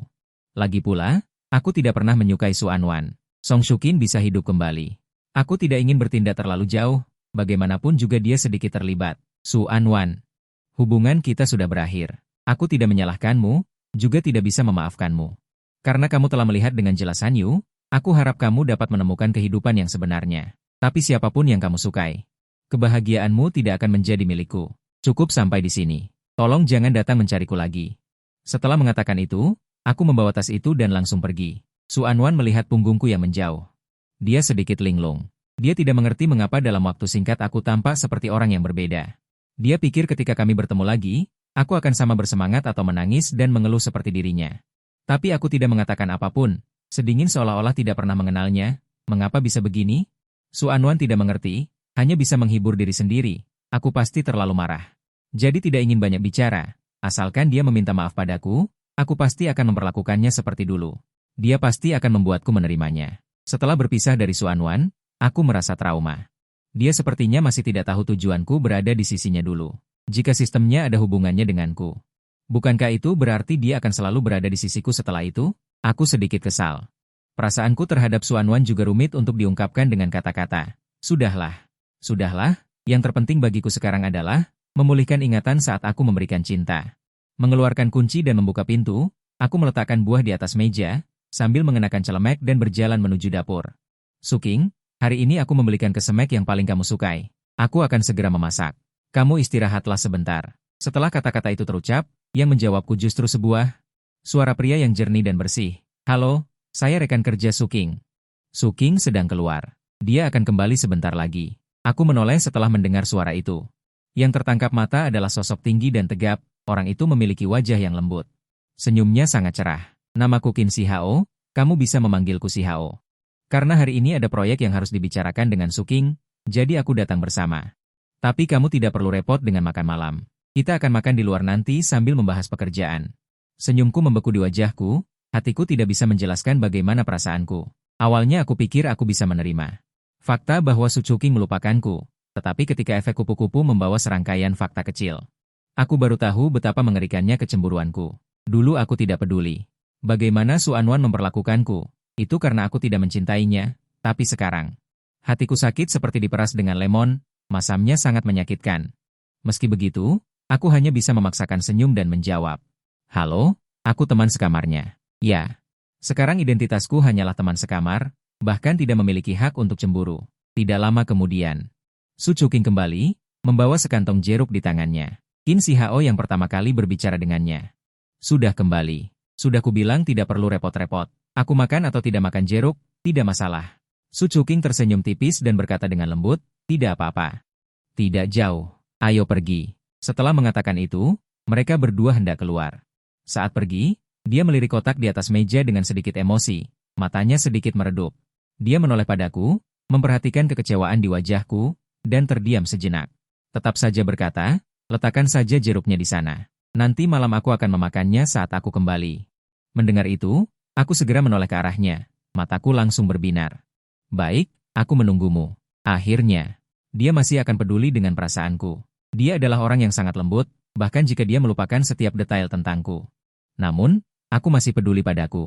Aku tersenyum dan menata piring satu persatu, lalu mengeluarkan sekotak mie instan. Kubuka dan kumasak untuk kumakan. Sudah lama aku tidak makan mie instan. Ternyata, hanya dengan orang yang kucintai. Makan mie instan pun terasa bahagia. Malamnya, Su Qing kembali. Aku duduk di sofa ruang tamu. Melihatnya kembali, aku segera berdiri. Bagaimana makanannya? Su Qing mengangguk sambil mengganti sepatunya. Sambil melirik sebentar ke bungkus mie instan di dapur, kamu hanya makan mie instan untuk makan malam? Aku sedikit malu dan menggigit bibirku. Aku sendiri makan apa saja sudah cukup, lagi pula sudah lama tidak makan mie instan. Mie instan juga enak. Song Chu dengan tak berdaya menggigit bibirnya. Bagaimana bisa makan mie instan untuk makan malam? Mulai sekarang aku akan pulang untuk makan malam. Agar kamu tidak makan sembarangan lagi. Mendengar kata-katanya yang penuh perhatian, mataku langsung memerah. Dulu, dia juga selalu mengomeliku seperti ini. Dia tidak lebih tua dariku 2 tahun. Namun dia jauh lebih dewasa dan berpengalaman. Selama bertahun-tahun bersama, dialah yang selalu menjagaku. Dia akan menyuruhku memakai lebih banyak pakaian agar tidak kedinginan, menyiapkan susu setiap hari untukku, dan memasak makanan yang aku suka setiap hari. Sebelum dia meninggal, aku sama sekali tidak bisa memasak. Dan selama 5 tahun itu, aku berada di sisi Su Anwan, mempelajari semua kemampuan untuk merawat orang. Aneh. Aku benar-benar teringat pada Su Anwan lagi. Cinta dan kesedihan benar-benar sebuah siklus. Tuhan adalah dalang yang mengendalikan siklus ini. Biang keladinya. Aku menggelengkan kepala, mengusir pikiran aneh ini dari benakku. Keesokan paginya, begitu aku keluar, aku melihat Su Anwan sedang menunggu di bawah. Dia sepertinya sudah menunggu lama. Bulu matanya yang panjang masih meneteskan air. Dia bertubuh tinggi. Wajahnya cantik, berdiri di kompleks perumahan, tidak cocok dengan orang-orang di sekitarnya. Melihatku muncul, Su Anwan dengan gembira membawa sarapan menghampiriku. Fang Yuan, dia menyerahkan sarapan di depanku, dengan nada menyanjung. Ini semua yang kamu suka makan. Aku sendiri yang membelinya. Melihat sarapan yang disodorkan di depanku, aku tidak bisa memaksakan senyum di wajahku. Aku menghela napas tak berdaya, sekali lagi dengan sungguh-sungguh. Aku sudah bilang padamu, jangan mencariku lagi. Kenapa kamu tidak mendengarkan? Su Anwan tampak sangat terluka. Dia yang biasanya sombong, jarang sekali begitu rendah hati. Aku hanya ingin memperlakukanmu dengan baik. Aku menepis tangannya. Aku sudah bilang, aku tidak membutuhkanmu untuk memperlakukanku dengan baik, Su Anwan. Aku katakan sekali lagi, aku tidak akan memaafkanmu, karena aku tidak pernah menyalahkanmu. Semua yang terjadi dulu sudah berlalu. Sekarang aku sudah memulai hidup baru. Kuharap kamu juga. Baiklah, nada bicaraku sedikit tidak sabar. Kali ini bahkan Su Anwan sendiri menyadarinya. Dia dengan canggung menarik tangannya. Wajahnya yang cantik dipenuhi kekecewaan. Fang Yuan, aku tidak mengerti. Kamu boleh marah padaku, boleh membenciku, tapi bisakah kamu tidak mengabaikanku? Dulu kau sangat mencintaiku. Bagaimana bisa tiba-tiba menjadi begitu dingin? Sekarang, aku juga tidak ingin melanjutkan akting ini lagi. Aku menatapnya dengan serius, kata demi kata. Xuanwan, aku tidak pernah mencintaimu. Sekarang, bisakah kamu pergi? Setelah mengatakan itu, aku pergi tanpa menoleh ke belakang. Kata-kata seperti, aku tidak pernah mencintaimu, seperti mimpi buruk yang menghantui Xuanwan. Dia tidak bisa membedakan mana yang benar, mana yang salah. Tidak mungkin. Tidak mungkin dia tidak mencintai dirinya sendiri. Setiap hari, setiap detail dari 5 tahun itu tidak terasa palsu. Apakah dia berbicara dalam kemarahan? Apakah dia sedang menguji diriku? Apakah aku akan mudah menyerah? Xuanwan terus menghipnotis dirinya sendiri. Pasti seperti ini. Pasti seperti ini. Dia harus bertemu dengannya sesuai waktu yang dijanjikan untuk menjelaskan masalah ini secara langsung. Beberapa hari berikutnya, aku selalu bisa melihat Xuanwan di bawah, tetapi aku selalu menghindarinya, jadi jarang ada kesempatan untuk bertemu langsung. Sampai hari Natal itu, aku mengajak Song Shukin makan bersama di restoran. Aku sudah menyiapkan makan malam Natal ini sejak lama. Aku takut ditolak oleh Song Shukin. Karena meskipun dia sangat sopan padaku sekarang, dia selalu menjaga jarak. Saat mendengar dia menerima undanganku, aku sangat senang. Dulu saat Natal, dia selalu berpura-pura menjadi sinterklas. Siapkan hadiah untukku, kali ini giliranku memberinya kejutan. Jadi, aku sudah memakai kostum Santa Claus dari pagi, menunggu kedatangan Song Shukin di restoran. Suasana malam Natal sangat bagus, seluruh restoran diselimuti kebahagiaan, setelah Song Shukin muncul. Aku membawa hadiah dan melompat-lompat menghampirinya. Selamat Natal. Saat suara itu jatuh, aku melepaskan kumis yang menempel di bibirku dan memberikan hadiah itu di depannya. Cepat buka dan lihat. Ini aku siapkan sendiri. Song Shukin tersenyum dan membuka kotak itu. Di dalamnya ada sebuah syal. Teknik merajutku tidak terlalu mahir, sehingga seluruh syal itu bengkok dan tidak rata. Tidak terlalu bagus, tapi entah kenapa, melihat syal ini, Song Shukin merasa familiar dan hangat. Dia tersenyum dan mengenakan syal itu di lehernya, dengan lembut berterima kasih padaku. Terima kasih, saya suka sekali syalnya, bisa mendengar tawanya. Hatiku lebih manis daripada minum madu. Aku berbalik ingin membantu, tapi tidak memperhatikan pohon Natal di belakangku. Tiba-tiba tumbang, dan arah tumbangnya tepat menuju Song Shukin. Pada saat itu, gambaran kecelakaan mobil Song Shukin muncul di hadapanku. Wajahnya pucat dan tubuhnya berlumuran darah menjadi mimpi buruk yang menghantuiku selama 5 hari penuh. Kali ini, aku sama sekali tidak ingin tragedi terulang. Sejujurnya, pembayaran internal, aku benar-benar ingin membunuh Song Shukin. Tangisan pecah, bersamaan dengan suara keras. Pohon Natal itu benar-benar roboh. Hanya saja tidak ada rasa sakit yang diperkirakan. Aku menutup mata dan lama tidak bisa sadar. Akhirnya, Song Shukin dengan lembut mendorongku. Fang Yuan, apakah kamu baik-baik saja? Aku membuka mata, dan baru menyadari bahwa seseorang pada saat pohon Natal roboh melindungiku di belakangnya, sehingga aku tidak terluka. Semua orang berseru. Cepat panggil ambulans, seseorang terluka, aku tidak tahu apakah dia dalam bahaya. Lihat, sepertinya banyak darah keluar dari kepalanya. Aku menunduk dan baru menyadari bahwa orang yang berbaring di tanah adalah Xuanwan. Di telingaku ada jeritan banyak orang. Dan juga suara langkah kaki. Aku melihat pemandangan di depan mataku, hatiku gelisah. Bagaimana bisa itu dia? Ambulans segera tiba dan membawanya ke rumah sakit. Karena tidak ada yang mengenalinya, aku hanya bisa mengikuti ambulans ke rumah sakit. Di jalan, Song Shukin karena khawatir, ikut pergi ke rumah sakit. Di lorong, lampu ruang gawat darurat terus berkedip. Hanya ada aku dan Song Shukin di lorong itu. Song Shukin melihat wajahku tidak baik dan berinisiatif berbicara. Kamu sepertinya sangat mengkhawatirkannya. Apakah dia temanmu? Aku terkejut dan segera menggelengkan kepala. Bukan. Bagaimanapun, dia terluka karena aku. Keduanya terdiam beberapa saat. Tiba-tiba aku mengangkat kepala dan menatap Song Shukin. Shukin, aku akan menceritakan sebuah kisah padamu.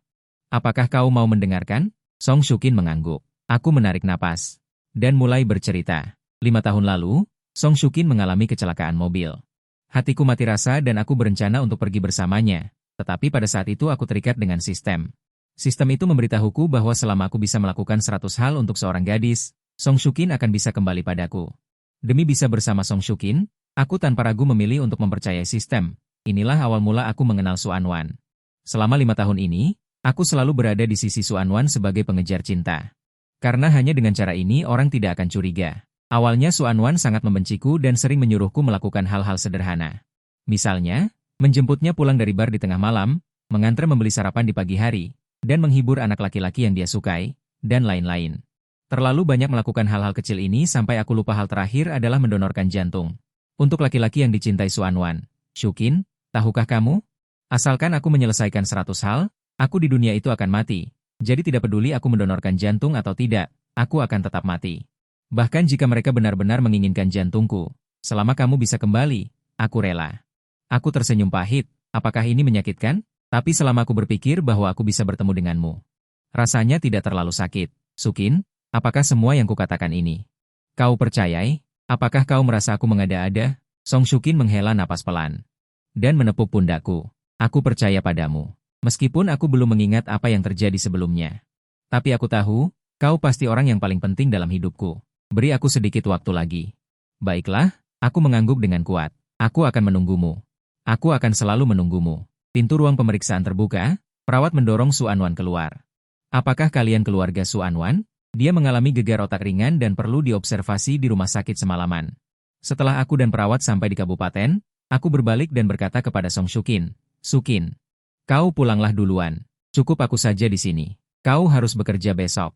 Kau harus istirahat yang cukup. Soal dia, aku ingin mencoba berbicara baik-baik dengannya. Song Shukin tidak mengatakan apa-apa, mengangguk dan pergi dari ruang rawat. Su Anwan sudah bangun. Saat melihatku masuk, dia dengan gugup duduk tegak. Fang Yuan, apa kamu baik-baik saja? Apakah ada bagian tubuhmu yang terluka? Aku tidak menjawabnya, hanya duduk di sampingnya. Ada yang ingin kubicarakan denganmu. Entah mengapa, melihatku seserius ini, Su Anwan merasakan semacam perasaan gelisah, seperti saat aku hendak pergi ke ruang operasi dan berpamitan padanya. Perpisahan itu akan menjadi selamanya. Dia duduk dan menatap dengan tatapan yang dalam. Kau tahu, ini pertama kalinya aku merasa betapa sulitnya seseorang untuk jujur. Aku memang melakukan banyak hal untuk Su Anwan, tapi aku juga membohonginya. Sekarang dia datang menyelamatkanku. Malah membuatku berhutang budi padanya. Aku tidak suka ini, Su Anwan. Aku tidak pernah menyukaimu. Aku mendekatimu demi wanita lain. Saat perundungan terjadi, ekspresi Su Anwan langsung berubah. Kebencian di dahinya tampak seperti menyebar dengan cepat. Kau berbohong, Fang Yuan. Kamu berbohong, kan? Kamu sengaja mengarang kebohongan seperti itu agar aku menyerah. Aku tidak percaya. Aku tidak percaya satu kata pun. Su Anwan berteriak dengan emosional. Aku tidak mempedulikannya dan terus berbicara sendiri. 5 tahun lalu, kekasihku mengalami kecelakaan mobil untuk menyelamatkanku. Setelah dia meninggal, hatiku mati rasa. Saat ini sistem muncul dan memberiku sebuah tugas. Hanya perlu melakukan 100 hal untuk seorang wanita, kekasihku bisa hidup kembali. Wanita ini, itu kamu. Coba pikirkan baik-baik. Apa kemunculanku tidak aneh? Sebelum itu, aku dan kamu tidak pernah berhubungan. Aku muncul di saat kamu paling rapuh. Aku tiba-tiba muncul. Agar orang tidak mencurigai niatku, aku hanya bisa bilang aku menyukai wanita seperti MU. Apakah kamu tidak menyadari bahwa setiap kali aku bilang cinta padamu, tidak ada sedikit pun perasaan di dalamnya? Nama yang kusebut saat aku pingsan waktu itu adalah Sukin. Dia adalah orang yang kucintai di hatiku. Alasan aku menyelamatkanmu tanpa ragu-ragu adalah karena jika kamu mati, tugasku tidak akan selesai. Hari itu, kamu kira aku sedang merayakan ulang tahunmu. Sebenarnya bukan. Hari itu adalah hari ulang tahun Sukin. Tentu saja, semua hidangan di meja adalah kesukaannya. Aku meninggalkan alat perekam ini hanya karena aku kasihan padamu, tidak ingin kau terus ditipu oleh Han Yu. Anggap saja ini balas dendam kecilku. Lagi pula, dialah yang membuatku mencintainya. Orang yang benar-benar membutuhkan jantung buatan adalah Han Yu. Setelah kembali, segera suruh dia dioperasi. Kalau tidak nyawanya akan terancam. Seharusnya kau sudah mengerti sampai sini. Jika aku punya keinginan, itu hanya karena diriku sendiri dan tidak ada hubungannya dengan Su Anwan. Mendekatinya dan menerima tugas ini adalah keinginanku sendiri. Aku tidak pernah menyalahkannya. Dia tidak perlu terlalu peduli pada Ibu Suri, karena tidak peduli bagaimana dia memperlakukanku. Aku tidak peduli. Orang yang kucintai bukanlah dia. Karena aku tidak mencintainya, aku bisa menahan dia bersikap baik pada pria lain. Karena aku tidak mencintainya, aku tidak membutuhkannya untuk menikah denganku. Karena aku tidak mencintainya. Jadi aku tidak akan cemburu atau iri. Dia tahu bahwa apa yang kukatakan ini benar. Karena dia juga terikat dengan naskah sandiwara, bukan? Mengizinkan tugas penaklukannya adalah agar aku memaafkannya. Jika itu masalahnya, maka aku sudah memaafkannya. Dia bisa kembali. Aku mengatakan banyak hal sekaligus, Su Anwan sama sekali tidak bisa menyela. Setelah mendengar kata-kata ini, dia menyadari bahwa dia tidak bisa berkata apa-apa. Sebenarnya saat pohon Natal di restoran itu jatuh, dia sudah tahu segalanya. Sungguh menggelikan, dia awalnya ingin memberi kejutan padaku, tetapi malah melihatku marah pada wanita lain. Dia belum pernah melihatku tertawa seperti itu. Melihatku tertawa karena wanita lain, dia sangat marah. Kemudian terjadilah kecelakaan yang tiba-tiba. Dia tidak menyangka aku akan melakukan itu demi wanita lain. Mengorbankan nyawa, Bedanya kali ini aku melihat mata wanita itu. Penuh perhatian. Ternyata, dari awal hingga akhir, dia hanyalah bahan tertawaan. Cinta yang dia kira hanyalah alat untuk menghidupkan kembali wanita lain. Tidak heran, meskipun tatapanku padanya penuh cinta, dia selalu merasa, aku melihat orang lain melalui dirinya. Sampai saat ini, dia akhirnya mengerti. Betapa menggelikannya kalimatku, aku datang ke dunia ini karena kamu.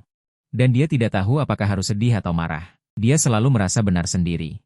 Dia baru percaya aku tidak jujur sampai fakta terungkap di depan matanya. Misi penaklukannya bukan untuk memohon maafku, tapi untuk memohon cintaku. Melihatnya tidak berbicara. Aku berdiri diam. Dokter bilang kamu tidak punya masalah besar, cukup observasi semalam. Besok aku akan mengurus kepulanganmu. Aku pergi dulu. Setelah mengatakan itu, aku langsung pergi. Kupikir, setelah semua perkataan malam ini, dia seharusnya mengerti. Keesokan paginya, aku datang ke rumah sakit membawa sarapan. Su Anwan sudah mengemasi barang-barangnya, berdiri di depan pintu menungguku. Melihatku, dia tersenyum dan menyapa. Prosedurnya sudah aku urus, meskipun bukan dunia yang sama. Tapi alur dasarnya masih mirip. Melihat Su Anwan di depanku yang seolah berubah menjadi orang lain. Aku sedikit bingung. Hanya satu malam, bagaimana dia bisa menjadi begitu tegas? Melihat aku sudah mengambil keputusan, dia berinisiatif menjelaskan, aku sudah memikirkannya matang-matang. Selama ini aku terus terobsesi karena aku pikir kamu sangat mencintaiku, tapi aku tidak memperlakukanmu dengan baik. Sekarang setelah semuanya sudah diungkapkan, tidak ada lagi yang perlu aku sesali. Dan juga, kamu benar, tugas misiku adalah membuatmu memaafkanku. Karena kamu sudah memaafkanku, maka aku bisa kembali kapan saja. Sebelum aku kembali, bisakah kamu menemaniku selama 3 hari? Kamu tenang saja, aku tidak akan meminta yang berlebihan. Aku hanya ingin makan enak bersamamu, melihat pemandangan indah. Lalu kembali, dan tidak akan mengganggumu lagi. Aku ragu sejenak. Akhirnya, aku tetap mengangguk. Bahkan Su Anwan sendiri tidak menyangka bahwa ternyata mencintai seseorang dengan tulus adalah merelakannya, meskipun dia tahu aku berbohong padanya, dia tetap tidak bisa membenciku.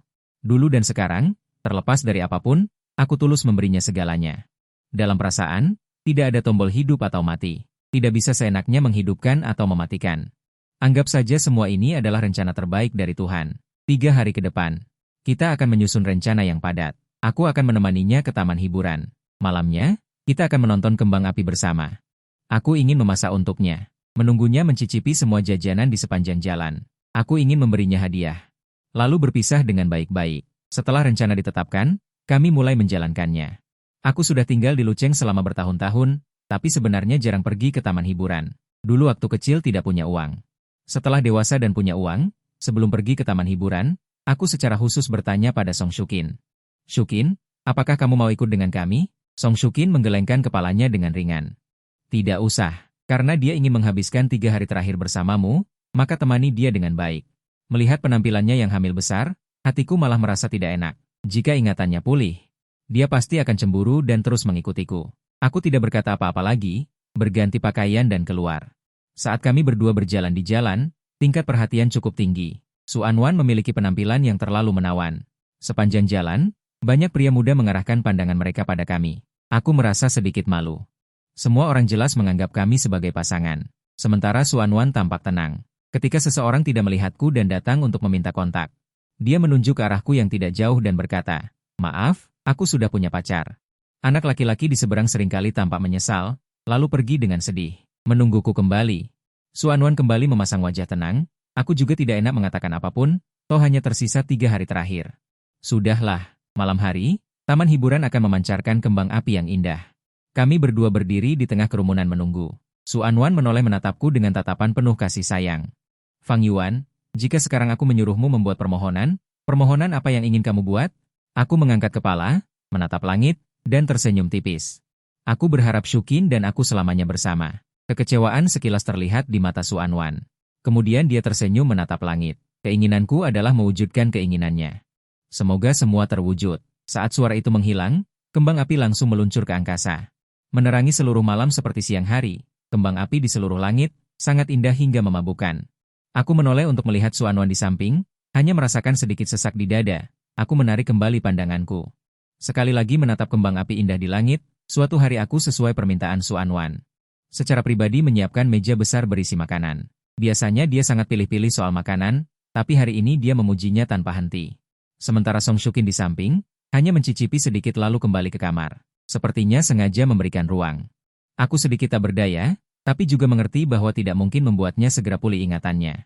Su Anwan meletakkan sumpitnya dengan nada bercanda. Setelah makan masakanmu, sudah tidak perlu lagi makan jajanan lain. Kadang-kadang, aku sangat iri pada Song Shukin. Sebenarnya, dia lebih iri pada dirinya yang dulu, saat itu. Fang Yuan tidak hanya sekali membuatkan makanan untuknya, tetapi dia membiarkan pelayan membuang makanan itu ke tempat sampah. Sekarang, dia hanya bisa menyesali masa lalu. Tidak ada obat penyesalan di dunia ini. Sekarang dia bisa mencicipi masakanku, dia juga tidak memiliki penyesalan di hari terakhirnya. Kami berjanji untuk mengucapkan selamat tinggal di tepi danau Central Park di tengah jalan. Sekarang musim dingin, dan hanya ada sedikit pejalan kaki di tepi danau. Hanya beberapa angsa yang lepas landas di tepi danau. Aku melemparkan roti di tanganku ke angsa. Angsa itu berteriak gembira beberapa kali. Dan Su Anwan, yang berdiri tidak jauh, tampak puas. Jika dia bisa melihat pemandangan seperti ini setiap hari. Alangkah baiknya jika itu mungkin. Sayang sekali semua ini hanyalah harapan kosong. Waktu berlalu setiap detik, berarti dia akan segera pergi untuk terakhir kalinya. Biarkan dia melakukan apa yang dia inginkan sekali lagi. Dia perlahan berjalan ke arahku dan menarikku ke dalam pelukannya. Hidungku dipenuhi dengan aroma parfum jeruk yang lembut. Reaksi pertama hewan adalah berontak. Kekangan seperti ini membuatku tidak nyaman. Aku tidak ingin terlibat dengannya lagi, hanya ingin segera melepaskan diri. Saat aku sangat cemas, tiba-tiba ada dua tangan di bahuku yang menarikku keluar dari pelukan orang itu. Aku menoleh dan langsung bertatapan dengan mata lembut Song Shukin. Keinginan posesif wanita yang sudah lama hilang itu mendorongku dengan kuat ke belakangnya. Nona Su, tolong jaga dirimu. Biasanya dia lembut, jarang sekali begitu agresif. Melihat wanita di depanku, aku sangat senang hingga hampir menangis. Shukin, apakah kamu sudah mengingat semuanya? Song Shukin perlahan berbalik. Seolah mendeklarasikan kedaulatan, dia menarikku ke dalam pelukannya. Ya, aku ingat semuanya. Aku hanya berpikir ini adalah bahasa terindah yang pernah kudengar dalam hidupku. Tidak ada lagi yang bisa membuatku lebih bahagia dari saat ini. Aku memeluk pinggangnya erat-erat, membiarkan air mata mengalir deras. Sementara di belakang pelukan kami berdua, ada sosok Su Anwan yang kesepian. Bukankah harapannya sudah terpenuhi? Yang ingin dia lihat adalah aku bisa bahagia, meskipun orang yang memberinya kebahagiaan itu bukan dirinya sendiri. Jadi mengapa dia harus merasa sedih? Dia tidak memberitahuku yang sebenarnya. Misi strateginya tidak pernah sesederhana memintaku untuk memaafkan. Tapi itu tidak penting lagi. Sekarang, dia tahu aku berada di dunia lain. Dia hidup bahagia, dan dia sudah puas menyadari bahwa Su Anwan masih berdiri di belakangnya. Baru saat itulah aku sadar dan keluar dari pelukan Song Shukin, lalu berpamitan dengannya. Kau akan segera kembali, kan? Aku dengan tulus mendoakan kebahagiaanmu di hari-hari mendatang.